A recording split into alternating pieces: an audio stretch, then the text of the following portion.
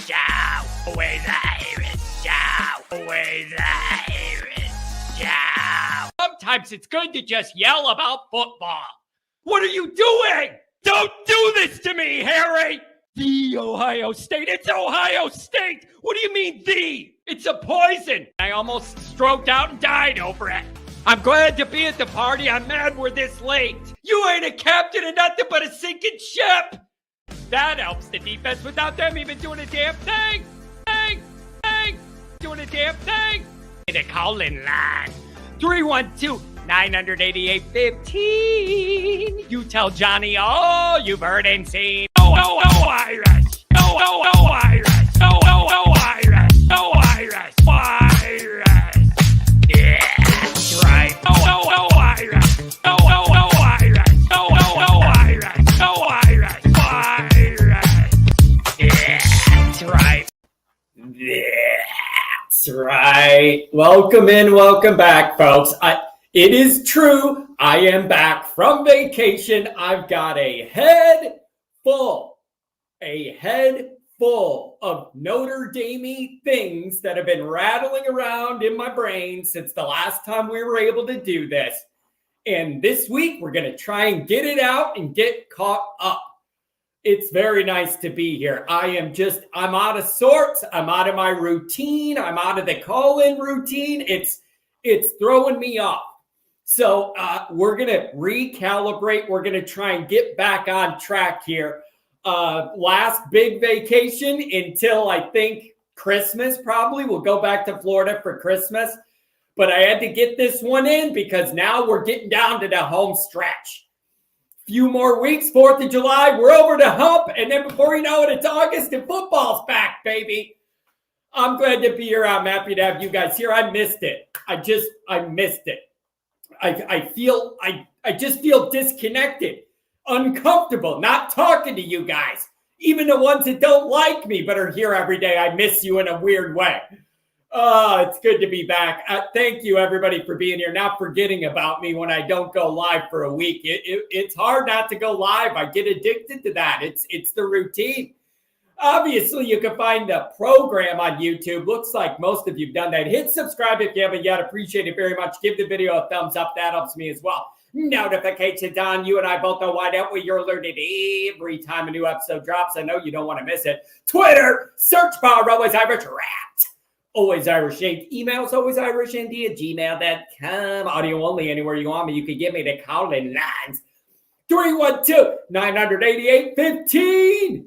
Give me a call. Tell me what you mean. Fighting Irish Wire every day. Doody-doo-doo. Put it into Google, type it in, and then Notre Dame stories come out, and then you read about the Irish. It's quite beautiful. I'm a little behind on my articles because my routine was messed up. I'm going to get caught up this week. Make sure you check it out. And also, don't forget, it's coming. I saw some chats about this, actually. Some people planning on joining us.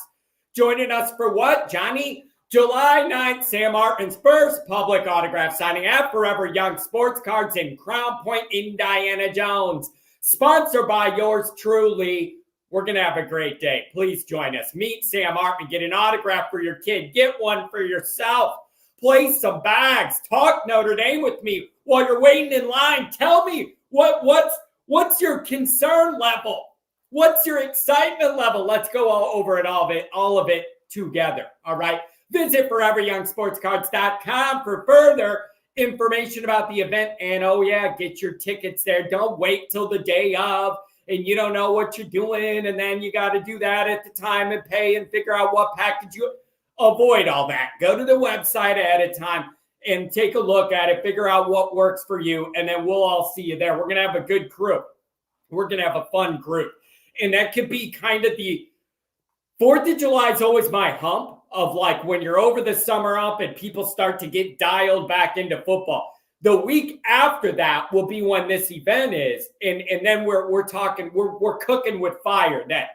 We're cooking with real fire then. We'll be even a week further removed, and we're going to have our quarterback there, and we're going to say, welcome to South Bend, my friend. I hope you throw for 1 million touchdowns and nothing bad happens. All right. Here's the deal.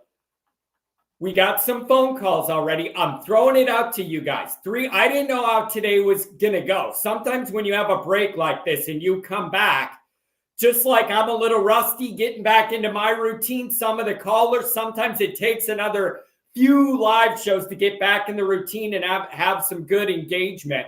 Looks like we got a good amount of people that are joining us today.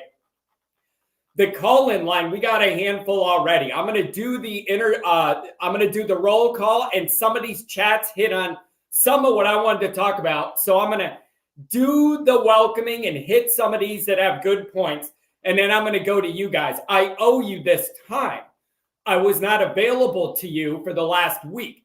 Anything you want to talk about, if you want to talk about my Ohio State rant I did on the patio at the Kennedy compound down in Florida, if you want to talk about that, if you want to talk about any of the recruiting stuff with the visits and the stuff going on with that, I see people are talking about the AD and some of that stuff. Like wherever you want to go, we could go. I haven't been available for a week. Whatever's been rolling around in your Notre Dame brains, I want you guys to be able to get it out. All right. So that's what we're going to do. Some of these chats I've seen. Here's the other thing. You guys are good. You guys are good because I'm sitting there yesterday thinking, what do I want to talk about on the morning show? We're coming back from this break. How do we get re-engaged? And there were a few things that triggered in my mind that I wanted to hit on. You guys have hit on almost every one of them in my chat already.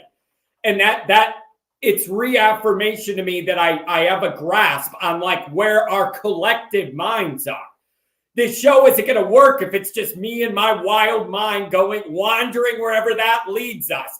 Like some of this, we have to all kind of be thinking of it. It's good to see you guys are thinking of some of the things I am. So with people waiting to talk, let me get through these introductions and roll call some of these, and then I'll go right over to you. I'll save my notes for later because I have a feeling we're going to hit a lot of these topics. Man, it just feels good to be back in the mix. I feel like I'm back in my natural state. And I don't mean Illinois. All right? Taking the calls is where my little comfort zone is. All right? Okay, Matt Miller, good morning, Always Irish Crew. 68 days till Ireland. We're getting there quick, baby. Just a few more weekends and you can start thinking about it. Hope you had a great vacation. I'm sure the golfers are glad your time in Florida has come to an end. The problem is there's an echo. It isn't that I'm that loud when I'm on that patio, but it's just so quiet there. And then it echoes like among the buildings or out of that patio or whatever. I hope I didn't disrupt anybody's swing on number 8. I apologize to the Hobe Sound, Florida golf community for that. All right. Yeah, look at this. Mark with glasses. What all the Ohio State fans do this long without an Always Irish call-in show? I guess they got to try and find their own entertainment on their side. Find somebody that makes them engaged and laugh. People were calling me Always Bucknut before I left. I don't know what I did. It's a compliment to me that fans of another team want to be here, as long as it's not Michigan people. It's kind of a compliment. I don't know. C. Jones. Mike Jones. Welcome back, John. If the current sales pitch isn't getting the 5 stars to ND, then winning the biggest games on the field without the 5 stars has to be the way. Unfortunately, that's where we are. C. Jones, it's a very tricky dynamic. I write about and complain about on this show going way back in the Kelly era. Notre Dame's been right in between both of those. And that is a dangerous place to be. When I say in between, I mean when we are on the biggest of the biggest stage, the biggest game of the year, a playoff game, whatever it is not gone well. No major bowls, like whatever. We all know the routine has not gone well. So we have not been able to just rise up and beat the best teams we play to then attract the 5 stars. We have not been able to do it that way. Reverse engineering it, winning your biggest games, and it opens the eyes and the phone calls come in or people answer them that didn't before. We haven't been able to get to that level. On the flip side, we have not been able to recruit enough 5 stars to flip a roster in 1 year. They're out there making plays for you. Keon Keeley coming off the edge, Bowen back there making plays at safety, helping Morrison shine in the secondary there, protecting him a little bit. And then, oh, by the way, a big body quarterback that can play for you right away. You wouldn't have a transfer. Those are some of what I mean when I say we have not been able to get the 5 stars. First, we're living in between. It's a death trap. Living in between is a death trap because you're not making ground either way. So if it's going to be, listen, you guys, one of my biggest concerns from now on is I'm worried Marcus Freeman might be the best recruiter in the world, the best natural recruiter Notre Dame's had since Frank Leahy recruiting Navy guys. I don't mean like Navy players. I mean guys in the Navy during the war telling them how much eligibility you have when we get back. If we're all alive, you're coming to South Bend and we're going to win games. And then he didn't lose one for about 4 years in a row after it. My biggest fear is Marcus Freeman might be an A-plus home run natural recruiter, and he still might not get the 5 stars because those are the guys that want a big, big acquisition fee. That's what people are starting to call it, you guys. Pay for play, whatever. It's known in the industry now as the acquisition fee. So forget like the biggest NIL thing. Acquisition fees are now a thing. I hear it now. That's what they're calling it. I don't know if that's the same as pay for play. Maybe it just sounds more business-like, an acquisition fee. McDonald's bag full of money under the porch. Acquisition fee, whatever you want to call it. But my biggest concern is Marcus Freeman is an A-plus recruiter, the best we've had in decades, and he may not be able to gain ground on those 5 stars because they want that kind of stuff. Even if Freeman wants to offer more of, Notre Dame's not going down that path. And at that point, I don't know what you do. I don't know what you do if you get to that point. It isn't effort. It isn't bad messaging. Marcus isn't afraid to put miles on a private Notre Dame jet. Those guys, listen, here's the other thing. It's like, we're so Notre Dame-y. I love Notre Dame. Notre Dame, Notre Dame, Notre Dame. I don't want to do this show for anybody else. I don't want to root for anybody else. If I was a coach or a trainer or anything, I wouldn't want to do it anywhere else. Notre Dame or nothing. That's it for me in my miserable life. It's Notre Dame or nothing. And if it's nothing, I'll be miserable and croak out and stroke out, and that'll be it. But it's Notre Dame, ride or die. You got to realize these recruits don't have that allegiance to Notre Dame. We got to see it that way. You got to think of it that way. These guys don't wake up in the morning, I love Notre Dame. They don't. They love themselves. They love their ego. They love their future. You got to understand that. These guys don't wake up like we do, loving Notre Dame. It's an easy pitch to us. It isn't to them. And they want certain things. The higher you go up, most of those 5 stars, not all, most of those guys want a lot of things now. The people around them want a lot of things now. That ain't a good dynamic for Notre Dame. I hate to tell you. It's going to be a big problem. And it could be something Marcus works through, or Notre Dame gets better at NIL and it works through itself. It could be all that. Or a dynamic like that could be one that leads Marcus Freeman to coach somewhere else at some point before any of us want, because he ain't getting what he needs to win. And he might say, what am I doing here? I'm trying my ass off. I'm not getting anywhere. They can't let me get these guys. Do the modern thing. That's a nightmare scenario for Notre Dame. It's a nightmare scenario for Notre Dame. You hope the new AD maybe has more ideas, is more open to stuff. That's certainly something to think about. You got to understand, even if the new AD is the most modern guy in the world, he's got to answer to that board who hasn't changed a damn bit. So some of the same struggles Jack had, this guy's going to have getting things through their brain of what's needed over there. So I don't know. Phone calls, I'm coming to you in a minute. I promise. It's going to be your day. You guys can have a bunch of time. Andrew Gilmore, I owe you maybe 1 or 2 emails back. Thank you for everything you sent me. I'll get caught up here after the trip, go through. The new AD should fix ND's ACC schedule. They should demand Clemson every year, alternate FSU and Miami. Those are the only 3 teams that matter in the ACC. Andrew, the only problem with your model is you're actually trying to make Notre Dame's schedule tougher while everybody else in America is trying to make their schedules easier. There's a reason Michigan backed out of their last Power 5 non-conference games they had scheduled and backed out of those contracts and then got a high school to play instead. There's a reason. So Andrew's over here trying to make our schedule tougher and the other teams are trying to make them weaker. And I'm telling you this. I do not believe the playoff committee, selection committee, has the balls to get up there in that room and actually say, Michigan, you have a fantastic record, but you have played nobody and we're dinging you for that. Sorry. Oh, well, we can't do nothing about teams in the conference that are bad. That's not our fault. What about all the non-conference games you went out of your way to schedule high schools for and reneged on the contract to play a Power 5 school? What about that? Like, I refuse to believe that committee has the balls to say that to a brand name power like Michigan coming out of the Big Ten, no matter what that schedule ends up being. They're not going to do it. There is no penalty, no matter how much they talk about strength of schedule and who you're playing and all that.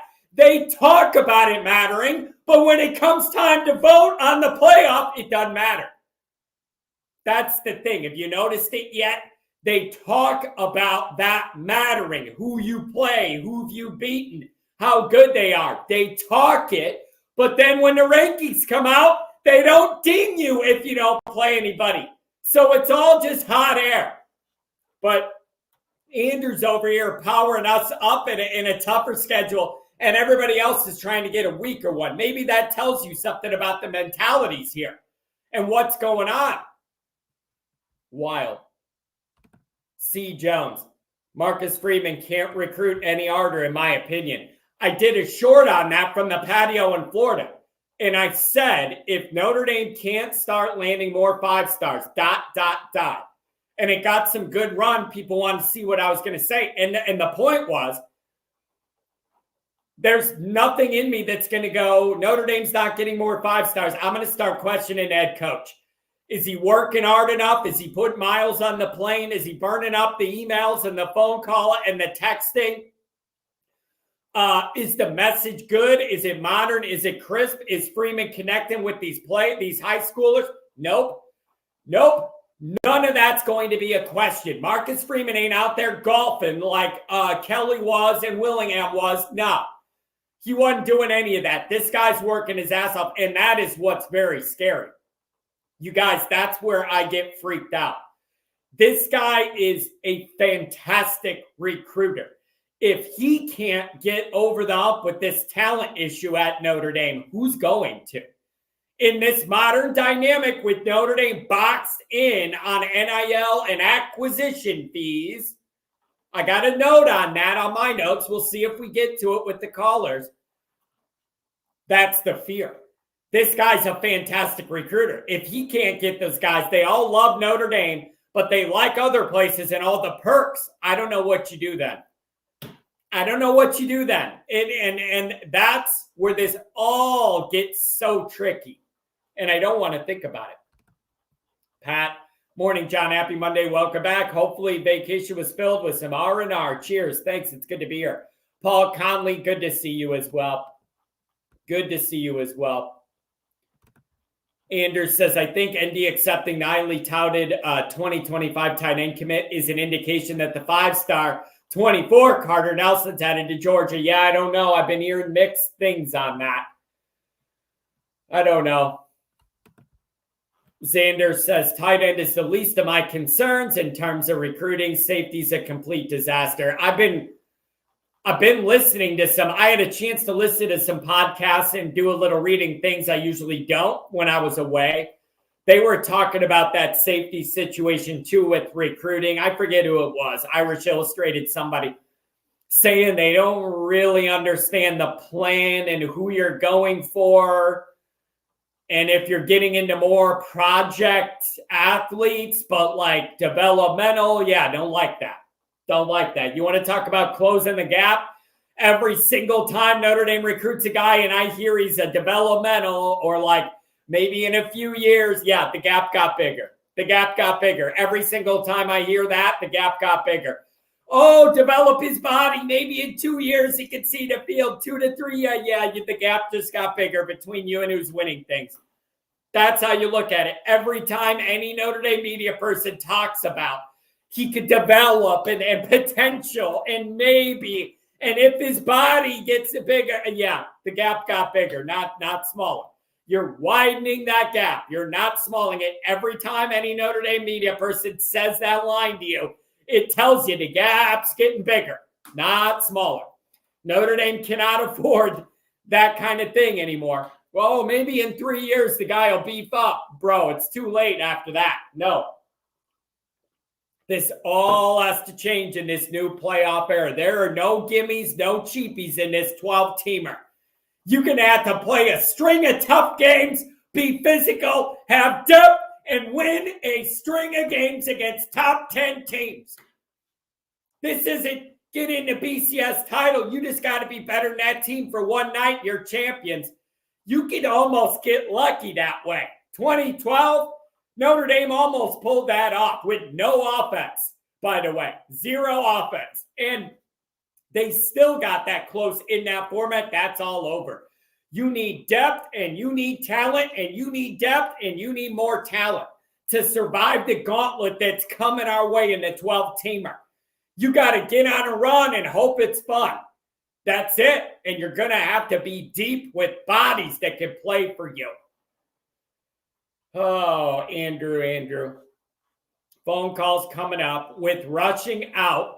I wouldn't be surprised if ND takes 2 more linebackers, Alabama kid, hopefully the Southern Cal 5-star. They move Calhoun to edge. They already think he can put on weight, maintain speed. The rushing thing was rough. I'm sorry. When I first read the quote, you know how they do it. A guy does something in Notre Dame, and then he does an interview with the recruiting site. Oh, what'd you think of the trip?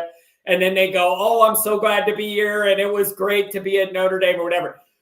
This guy got up there and said, I guess thanks to Notre Dame for trying to make me feel as at home as possible. Bro, it was something bad. It was something bad. I right when I read it, I was like, this don't hit me right. When the guy was like, he said something like, thank you to them for trying to make me feel at home the best they could. I don't like it. I don't like it at all. But it doesn't sound good for him. It doesn't sound good for Scott. So I don't know. Yep, Andrew, this is on my list. Andrew, you're in my mind, and it's a dangerous place to be. Dangerous place to be. I agree, Xander. Did you read Ziegler's comments? We are pitching a top 5 safety on 4 for 40 when the recruit wants to play in the NFL. Ooh, Andrew. You know what? I might save this. And do an episode on this instead. You are hitting right on what I'm going to see as being another problem with Freeman and Notre Dame recruiting. The mentality of those 5-stars. Think about the mentality of a 5-star 17-year-old, not the realities of how rare it is to get to the NFL and even rare to be a 3-year college guy, go to the NFL. Ignore the realities of those numbers. I'm asking you about the mentality of a 17-year-old that's been told he's an alpha. He's a 5-star. People are throwing everything at him. All right? You're a 5-star 17-year-old. You think you're going to the NFL? Why in the hell am I going to go to Notre Dame, not get a fat acquisition fee, have to do tough schoolwork when I am planning on only being here 3 years and not graduating anyways? Why would I do that? I'm asking. I love Notre Dame, but why would you do that? If you think you're at that level, oh, John, look at the numbers, how many actually do that? That doesn't matter. On the front end to a 17-year-old, those practical facts don't matter. They're all convinced they're invincible. They've been told they're the man. They're planning on NFL fast. That's a guy who isn't coming for 4 for 40. He doesn't even want to be here long enough to get his degree if the plan works out. So why do tough schoolwork if I don't plan on being here 4 years and not getting a fat bag for the 3 years? Why would I do that? Why in the hell would I do that? It just seems like a harder path to my end goal. You got to think about that. It's a tough dynamic, but it's a real one for us. It's a real one for us. All right, I'm going to get to the calls. I don't want to make you guys wait. I'll come back to some of these chats. Callers the rest of the summer, if we have a lot of callers, I got to do a better job of keeping it tighter. Some people have complained about that I let people just go and go and go and go. And then I said, it's a call-in show. What do you want? And they said, keep the caller part to what their main point is. We'd rather hear you in between doing your thing. I've gotten a bunch of those messages, and I'm going to try and honor that. So we're going to try and tighten it up to your main points. I thought maybe people would just want callers. The consensus is get them to their point, and then you run your mouth. It's your show. We'd rather hear you in between than you let a guy ramble a half hour. I'm going to try and honor that. When we get into the season, the post-game shows, we're definitely going to have to do that because the phone lines are going to be jacked. People are not going to have a Wednesday 28-minute conversation. That ain't going to happen. Everybody's going to have a couple minutes to get to their point. We're going to keep it moving to get a bunch of people in. If we still had the Alabama quarterback, maybe he could have played some safety for us. Oh, that's funny. Look at this from Andrew. What the hell is this? Did anybody read the Athletic interview with Freeman on Jack Swarbrick's retirement? I think it's good for Freeman. Jack seems to have full access. He even gave Freeman a pep talk after Stanford. That's hilarious. What the last person I'd want to hear from after that nightmare would be Jack going, I really think next week you should try and win the game instead of lose it. Oh, yeah, by the way, you can't do big NIL, and you can't no, we can't have a new football facility, but we need you to be better and win these games. That's the irony of it. It's like, no, you can't get modern. No, you can't do it the way everybody else is doing it, but we need you to win more anyways. Okay, that makes a lot of sense. You're not setting your guy up to fail at all, right? That's all good. You're not setting your guy up to fail. That would be Jack's talk. You should have probably tried to not lose to them. But no, we can't redo the Goog. And no, you can't have a better facility. And no, you can't do big time NIL and pay for things. Bro, you're putting the Notre Dame coach in a bad position. And if you run this guy off with this kind of stuff, the blood's in the water from then on about what it's like to coach at Notre Dame. It's going to be a tough sell for the next guy. I'm telling you, that's where this is headed. If you get in a dynamic where Notre Dame insists to you that winning a championship every year is their goal, but they don't let that coach do what it takes to get there, that's how you get resentment and that guy going somewhere else where they don't have those restrictions. I'm just telling you, that's the worst case situation here. Freeman gets the training wheels out of the way. We get all the learning struggles of being a head coach. Right when he gets it all figured out, hits his stride, he goes somewhere else where they let him recruit 5 stars. They're lighter on the grades. They're more public with NIL. Every player on the team gets $100,000 to start out. There's teams like Arizona, I've heard, where everybody on the team on scholarship gets $100,000. Just everybody on the team gets $100,000 if you're on scholarship through NIL. And then if you're the quarterback, a great player, whatever, you can get more. But as a baseline, every one of them guys making $100,000 a year. Arizona, you guys. Arizona. I didn't say USC, Miami, Michigan, Ohio State. I didn't even say Alabama. I said Arizona. So, some of this isn't even public. But that's what you're dealing with. And then we're saying, come here and do hard schoolwork. Tough sell, folks. I love Notre Dame, but it's a tough sell. Can you imagine any other major schools AD trying to give advice to the head coach? They'd tell him to kick rocks. Yeah, I would kick him in the rocks. That's what he should do. Kick him in the rocks. You really shouldn't have blown this game against Stanford. I really don't think that's good. Try and do better next week.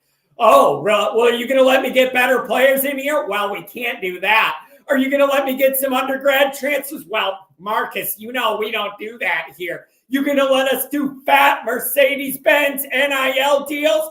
Have our quarterback driving a Range Rover around to let 5 stars know you can have life good in Notre Dame? Well, we can't do that either, but I need you to win all your games. Do you see how resentment starts to grow out of that? Do you see how resentment can start to grow out of being backed into that Notre Dame corner? This is something Kelly was right about. Some of this stuff Kelly was right about. With the buildings and all that and the infrastructure, Kelly has been right about all that. You still can't stop recruiting, though. Even though he was right, you don't get to just quit recruiting to protest until a better deal comes, which is exactly what the hell happened. All right. I will get back to the chats, but we're going to get to the calls. You guys have thoughts. I want to do it. 818, good morning.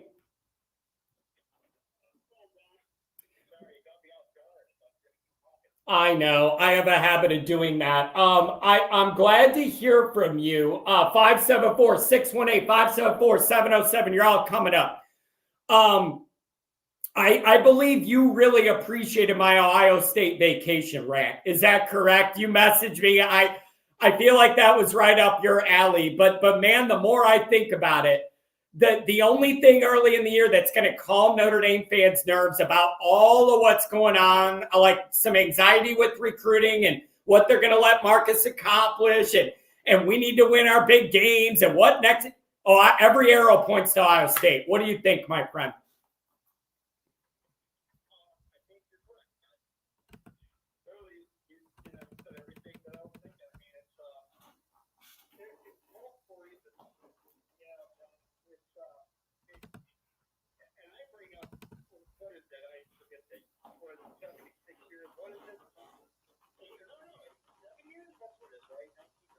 Yep, 1936.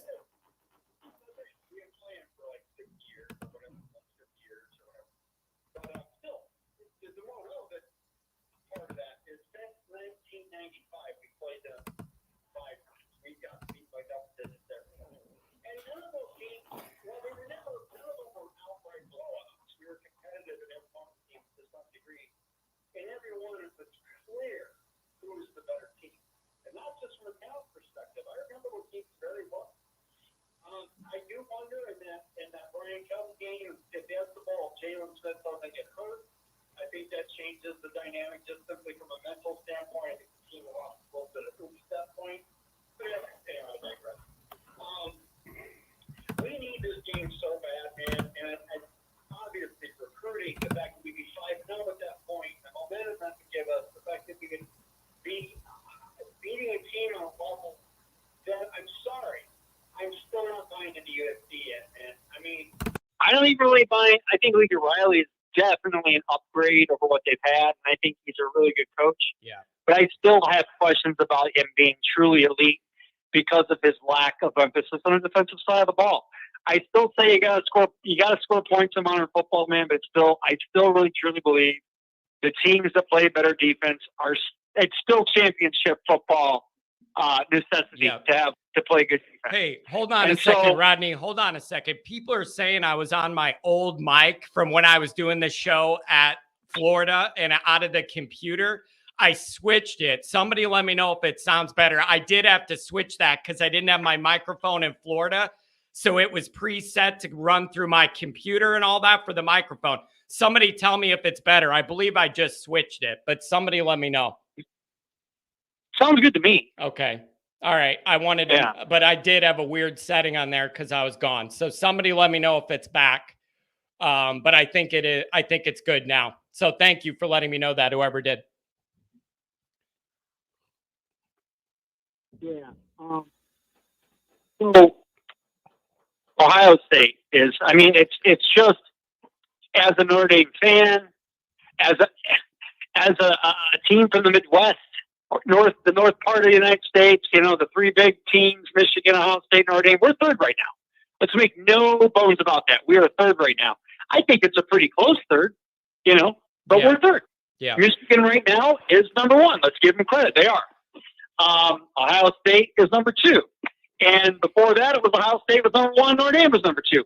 But we have not been the best team of those three powerhouses in, I don't know, 30 years? Yeah. Yep. And then that is really disturbing to me. 30 years, John. I know. 30 years. Yeah. And the other issue is when I look at, you're looking at like history and that is all accurate and factual. But when I look at like modern, where we're at right now, nationally, you know what that is. People are going to watch Notre Dame, Ohio State, take a big picture judgment and extrapolate it for the whole year based off that result for both of those teams. That's what's going to happen early on. That's going to be the indicator for both teams and all that. But inside the Notre Dame fan base it's a big game too, because I feel this anxiety about recruiting and liking what Freeman's doing, but knowing there are challenges beyond him. And then on the field, it's like, is Sam Hartman that difference maker that could get you over the hump against an Ohio State team that does have more talent overall? Like all of that. The only way to calm any of that is to win that football game. There is no other path. That is it. And, you know, I imagine, and of course, you know, it remains to be seen, but I feel good about it, man, because I got a weird feeling we're going to come in that game with the same kind of intensity we came in against Clemson. I think that is going to be how it's going to be coached and during the week. We have to want it more. We have to literally have the mentality. You can be better 11 and 12 games, but not tonight. Yeah. And that needs to be the mentality. And the other thing, man, is listen, it's at your place. You have a 6th-year experienced quarterback. They have a ton of talent, but the most important guy is going to be young and inexperienced. And this is going to be his first go around in what I hope is a raucous, loud environment that's tough to play. Like, if you can't manage to get over the hump, then when the hell are you going to? When you have those things in your favor, at home, at night, you have an experienced guy at the most important spot. They have a young guy. What if you can't do it then? When can you? Yeah, I mean, really, it's just been unbelievable to me. Just over, I mean, again, we played them 5 times. It's not like we played them a gazillion times over the past 3 years. So, but it just seems like every single time we play Ohio State, the game sort of always goes the same. You know, it's like, it's just like there's a point in the game early where we're competitive. I mean, every game has been almost the same. And I do think that plays into the mentality sometimes where it's like you just have a certain, like on the other side, Ohio State, like you have a certain amount of confidence because it's just, you feel like, well, it's going to happen this way because until you step up and say, okay, it's not going to be this way today. And yeah. I feel like this is coming. I don't know why. I believe we're going to lose a game or two this year. You know, I think that night, and if it's not, John, man, that's going to be hard. Yeah, it is. And you know what else too, man? You know what else too? And I went off on this on vacation. We are so far beyond, at least we didn't get blown out. At least it was close. If one play broke our way, we would have won it. And we were competitive and we're closing the gap. Like, bro, I'm so sick and tired of that. That's all we heard under Kelly for over a decade. I can't handle that. Like, I'm done with that. That can't be it. You have to win it. There are no more participation ribbons that Kelly tried to sell you. And the media saying at least we didn't get blown out. No, you need to win the game. Win the game. Yeah, and it seems like whenever we play, again, going back to that, it's not just a talent thing, man. When I watch those games, they're better coached in those games. The players have more of an attitude that they're going to win. They have more of that. It's a mental thing as much as it is physical, man. And that's the thing that must change. It's got to look different that night. The crowd must be hostile the entire game, man. Listen, how do you manufacture the surprising vibe we had for Clemson last year? We already had multiple losses. We were in trouble. The vibe was great. The crowd was in it, even with very bad weather. It was loud, and our guys had a resolve, and they came out there and made game-winning, game-changing plays. Like, how do we get that again? Because that's what it's going to take. That kind of confidence, that kind of resolve. The crowd being into it, all of that. You're going to have the green jerseys. It's going to be a beautiful late summer, early fall night. Like, everything about it's beautiful. You got to win that damn game. You got to win it.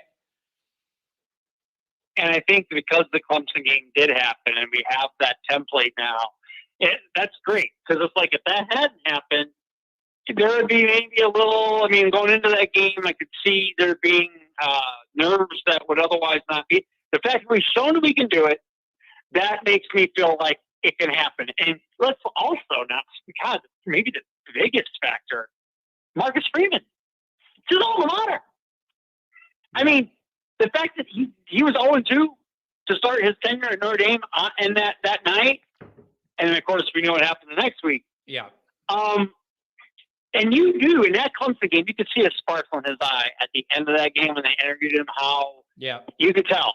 Like, guaranteed, you're going to get the best of Marcus Freeman. There's no question in my mind. Yeah. It's just, I don't know, man. I'm looking forward to it, man. I'm actually really pumped for it because I want it so bad. But I know. Yeah, man, that's and you know what else too? You know what else too? I'm throwing this out there because it ain't my first go around with Notre Dame misery.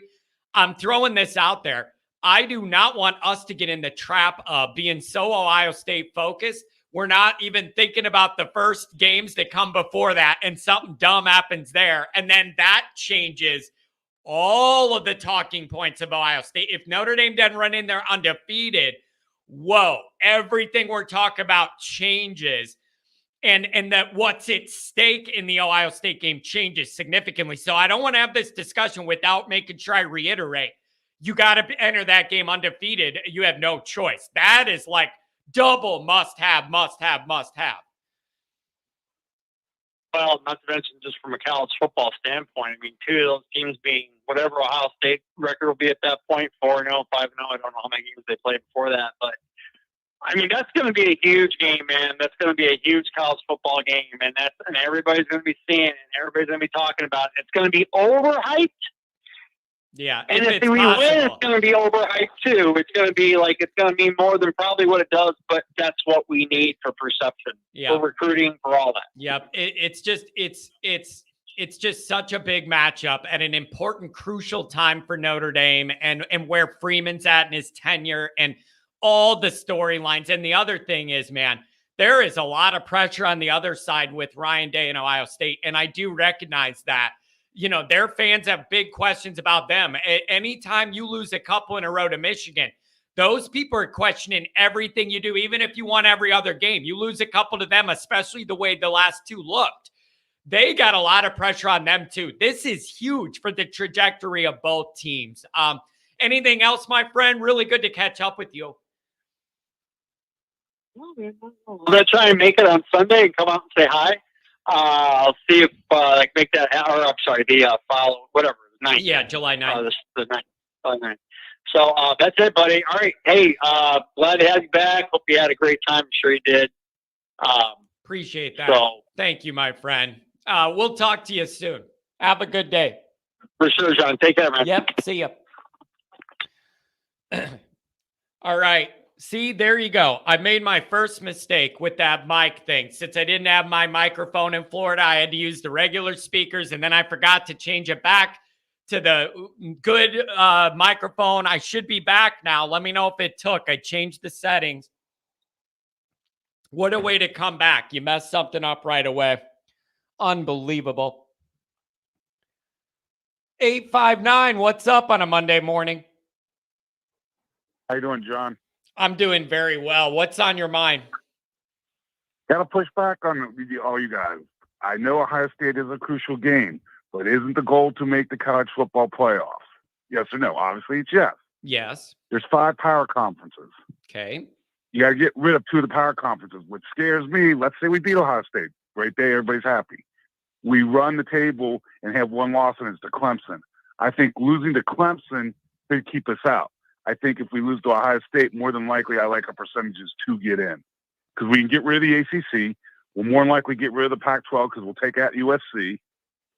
That's kind of my logic. I get it. But here's the other thing. You want to say recruiting. You know what gets you recruits? You can be in the playoffs. Not one game. You got to get in the playoffs. Yeah. No, you're right. I mean, I just think we're talking about timing, though, right? Like I feel like I have to worry about Ohio State a little more than USC and Clemson because it comes sooner. Does that make sense? Not like it's more or less important, but since it's the first one, that's like the big indicator of the year, of the momentum of the year. And that's the first one on the calendar. So that's why people are so focused on it, right? Does that make sense? Like if Clemson, let's be honest. Like if Clemson was in that Ohio State spot, I feel like we'd be talking about Clemson a lot more than Ohio State. And then figuring when we get into November, we'll know what we have and they have, and we'll worry about that more then. How much of it is just positioning in the schedule is my question. Could be, but you know as well as I do, there's one game that'll set the tone for the year anyway. If we go down and lay an egg against North Carolina State, this whole conversation is meaningless. Yeah, it is. It is. And then you got to have a real tough conversation then, because if you lose any of those games before Ohio State's no longer like a feather in the cap, good to have. It turns into you better win that or you have 2 losses and we're not halfway into the year yet. It's last year all over again. Everybody's miserable. Nobody's happy. Right. And one other point, for the love of God, we didn't have it. It wasn't a great year. I know we had 2 bad losses. I get that. But the man did win 9 games and did win a nice bowl game. But not a big bowl game, but he still beat an SEC team and blew out Clemson, a power team. You guys would have fired Lou Holtz after the second year. He went 5-6 and then went 8-3 and got blown out in the Cotton Bowl. Would you have fired him? And then look at the run he went on. So could we please give Freeman 3-4 years where he has his roster, his mentality established, and start wanting the guy's head?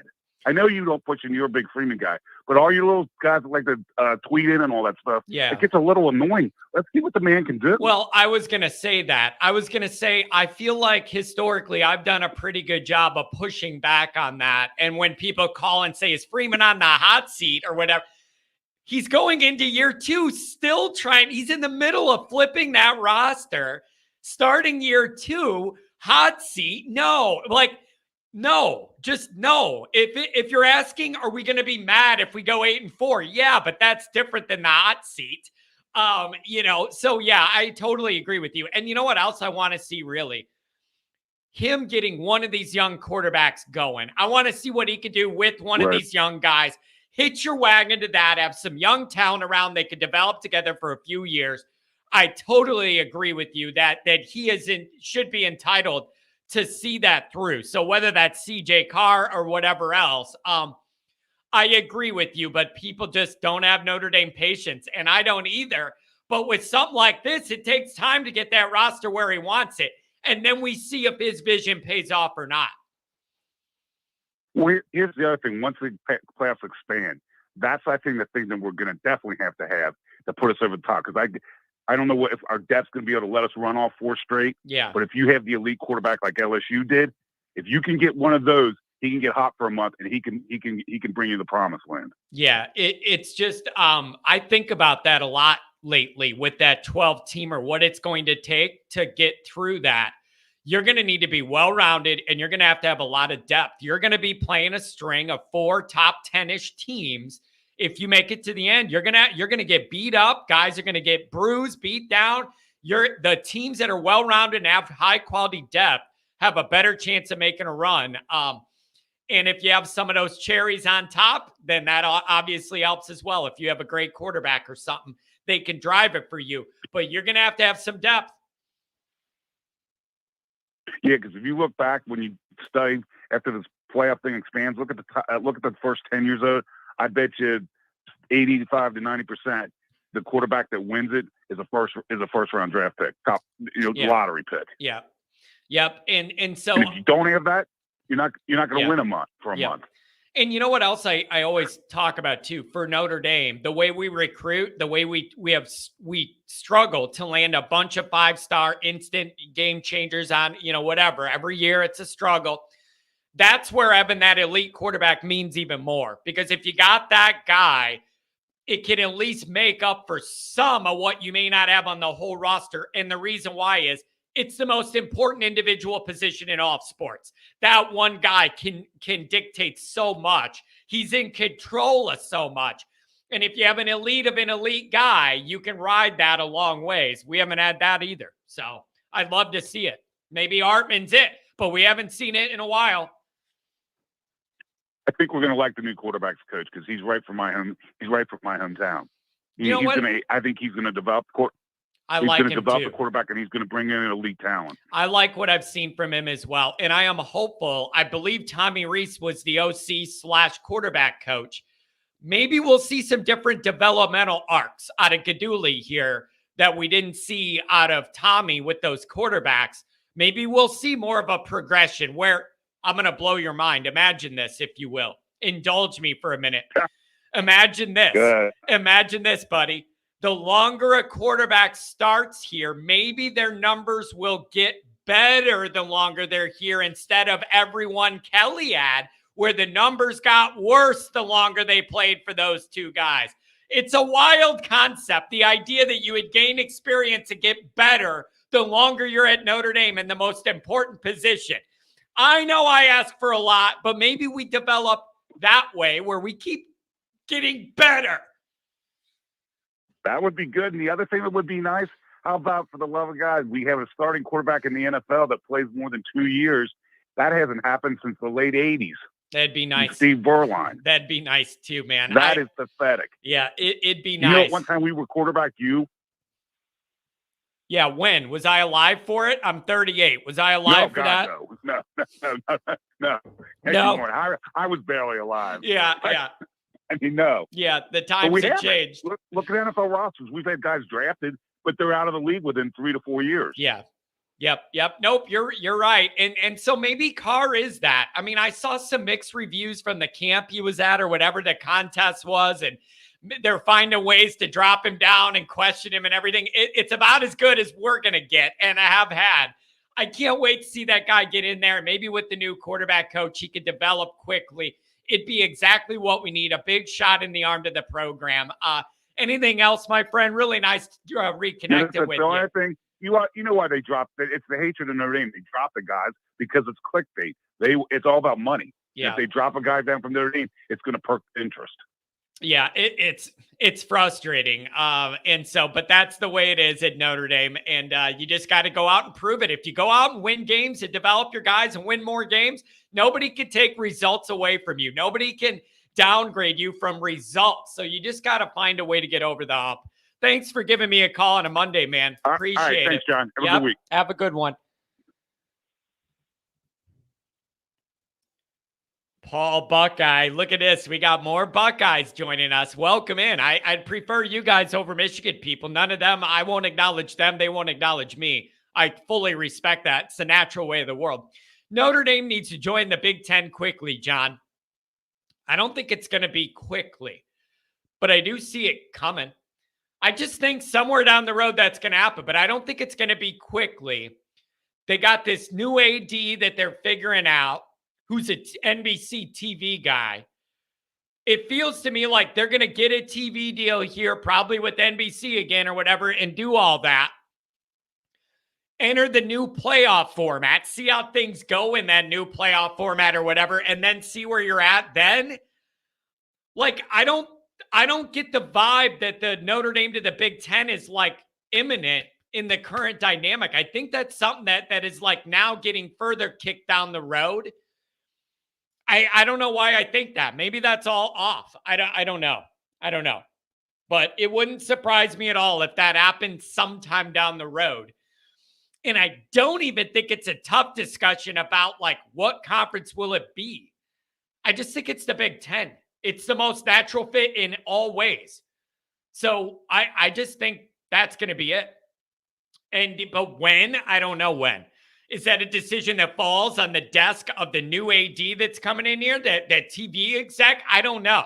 Somebody's going to have a tough decision to make at some point. If they join, it's going to be the Big Ten. It ain't going to be the ACC. Nobody's going to sign up to be in that TV deal if you can help it. The SEC, it isn't going to be a fit. Notre Dame's not going to do that. It's going to be the Big Ten. So I don't know when, but in my lifetime, I bet more money it happens than it doesn't happen in my lifetime. And that's surprising for me to admit, but I'm starting to think it. ND9. The Iowa State rant was epic. I'm seriously worried about you stroking out the week leading up to September 23rd. You know what I'm thinking about doing that week for Iowa State? I mean that. I'm not BSing you.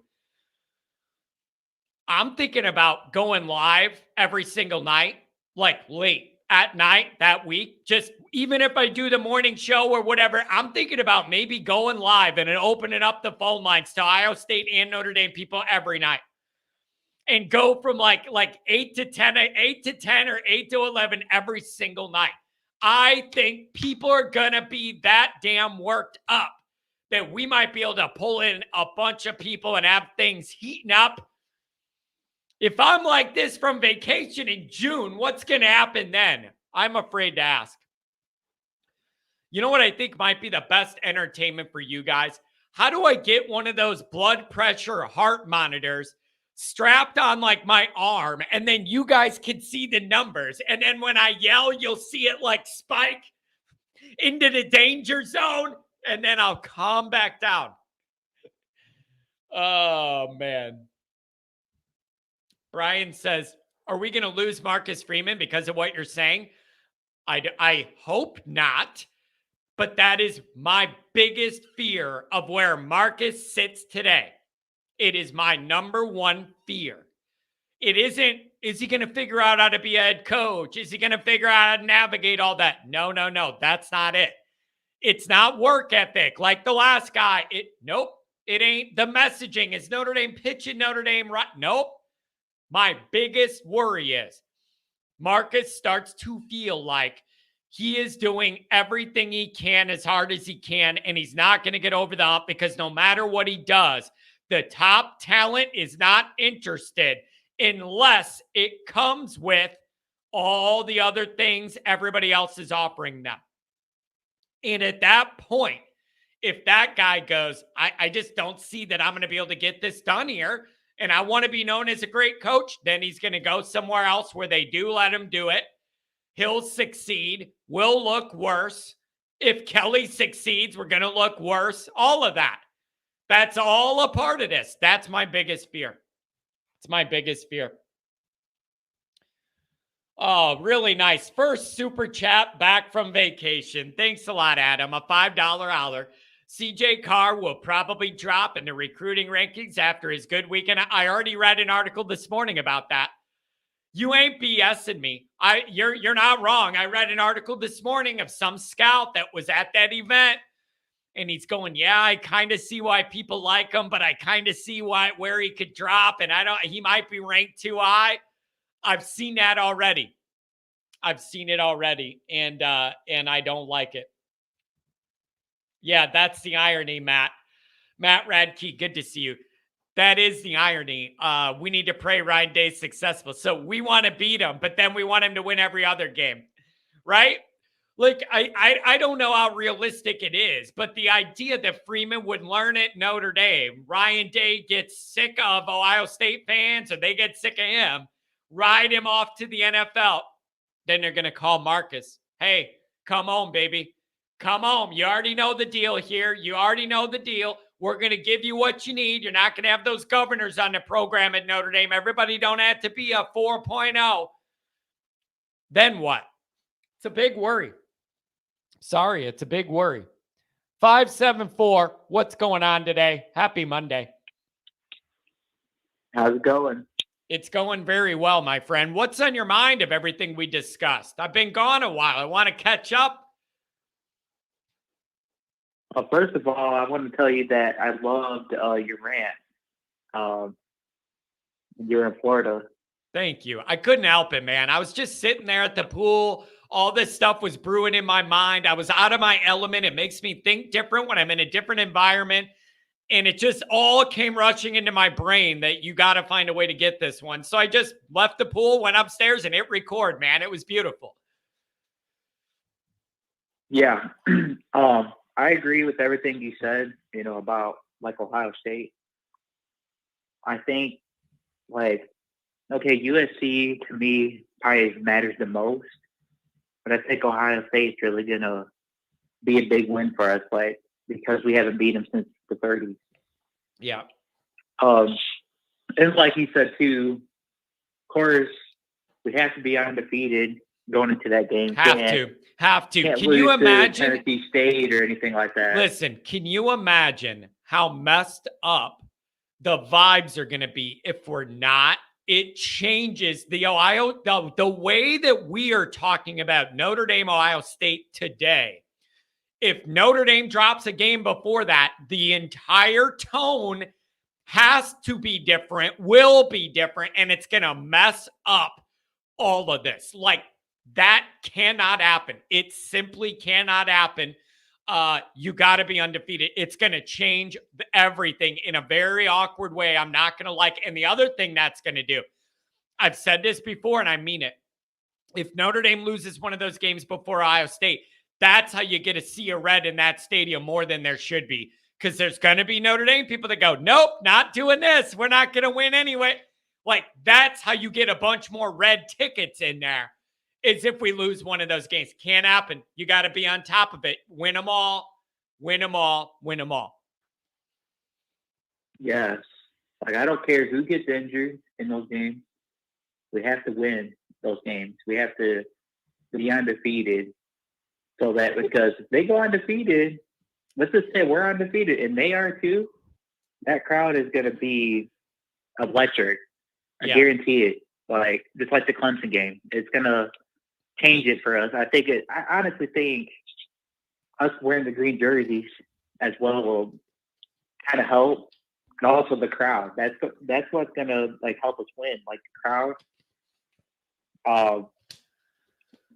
Like the Clemson game, that crowd was really into it. It was, listen, man, I complain all the time about Notre Dame's wine and cheese crowd. And the bigger the game, the more wine and cheese crowd there is because it costs so much more to go to those games. I complain about that all the time. I have no complaints about the Clemson crowd. I was there. It was loud. We were loud. The team played great. I had no complaints. That place was loud. We were into it, and it wasn't good weather. It was cold and windy and crappy and wet. That was a great crowd. And we even had a multiple losses. It's not like we were playing for anything national. We were playing to ruin them and save some of our own face, But if we're undefeated, crowd should be electric. You come out in that green. It'll be a 70-degree evening in September. Everything about it's perfect, but only if you're undefeated. Only if you're undefeated. It's a must-have. Yeah. And also, the USC game later, that's going to be at home as well. Yep. So we can't lose that game again because can't start 0-2 against USC. I'm sorry. You just can't. Nope. You have to win. Yeah, it's very, very tough. It's tough because I've been saying that too. If you start 0-2 against USC as a Notre Dame head coach, that's a really bad indicator of where things are going historically for Notre Dame if you do that. Now, and it's but John, you can't blame Marcus that USC's doing pay for play and getting Hollywood money and doing all that. What do you want him to do? You got to find a way to win. That's what they're doing. That's how they're building their team. Kelly lucked out that USC was a dumpster fire pretty much his entire tenure. It's the only reason Brian Kelly lasted that long at Notre Dame was largely because that one team was no good the entire time he was there. So unfortunately for Marcus, that's all changing. Nobody cares. You got to find a way to win anyways. You got him at home, find a way to win it, balance it out 1-1, and then worry about when you go to LA for the rubber match the next year. Yeah. USC, to me, has never been, like, their defense has always been, like, terrible. Like, especially last year was pretty bad. Yep. Now you got to understand, I have heard over half of their defensive starters are going to be transfer guys that weren't even on the team last year, but that they flipped in the winter, and they're looking to re-all that defense. And over a half of their starters might be different on that side of the ball. We'll see.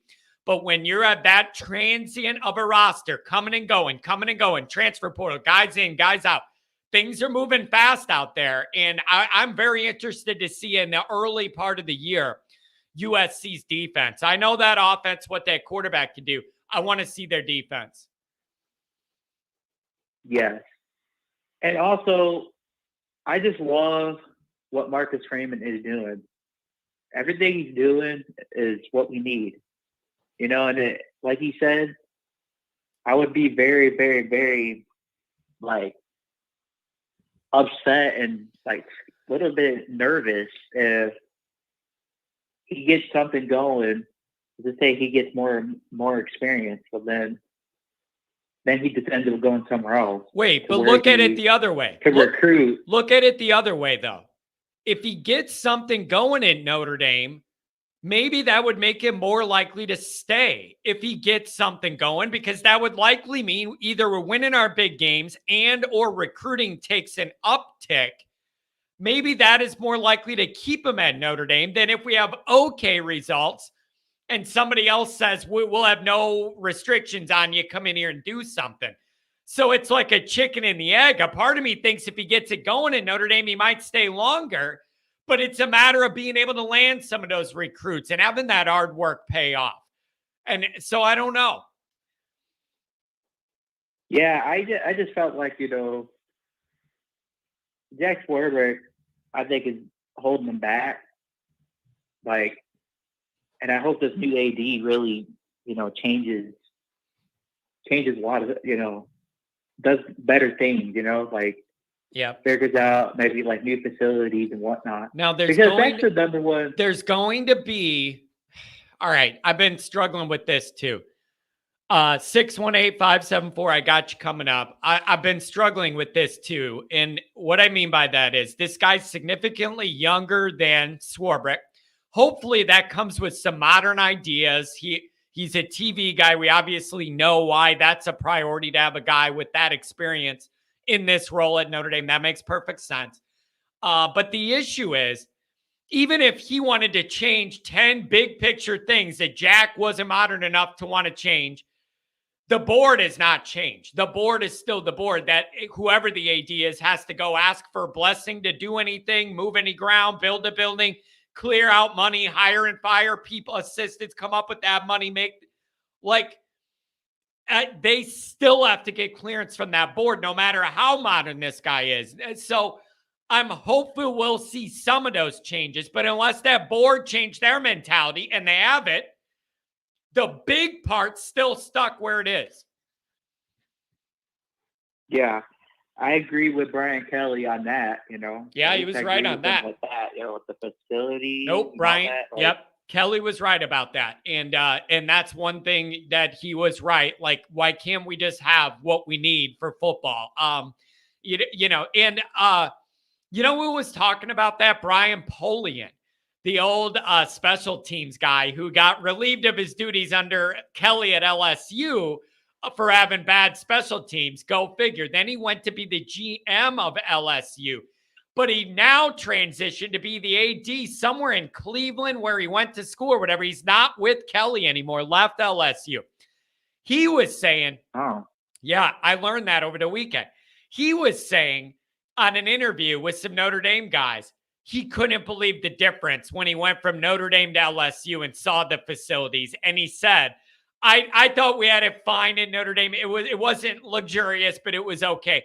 He walked into LSU and noticed a big difference in everything about how they treat football. It matters to those kids. And if you don't think it does, you're not paying attention. You could say it shouldn't. That stuff matters to recruits. It's an indicator of how serious the main people are about winning. That is what that represents. So I don't know what to make of it. Maybe they'll actually redo the Goog or get a new building. They've been talking about it forever.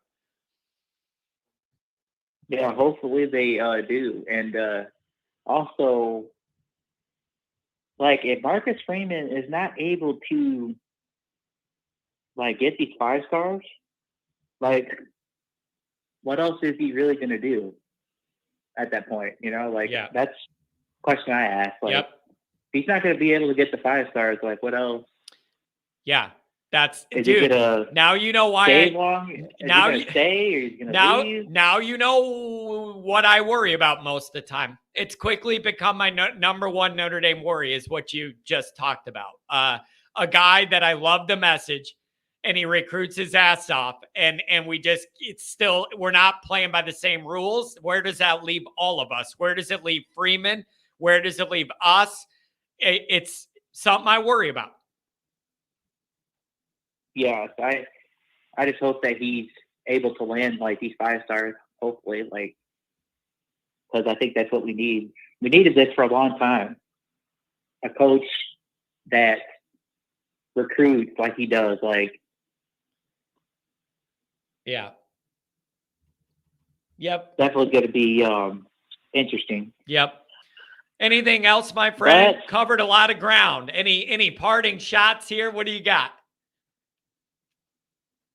I just wanted to say one more thing. USC sucks. I like that. That's a good start to the week. I agree with that. But other than that, I think that's all I got for What today. a good ending. That's a beautiful ending, my friend. Thank you very much. Appreciate it. All righty. Yeah, thanks. Have a good week, man. Give me a call again. Oh, man. Mikey pulls my security guard for the Central Michigan tailgate. Whenever I do finally call in, I'm talking for as long as I want. To hell with the chat. Mikey, I owe you that because you've been here a long time. When you do call, I want to hear about your powerlifting and all the stuff you do. I really do. I owe you that. I do.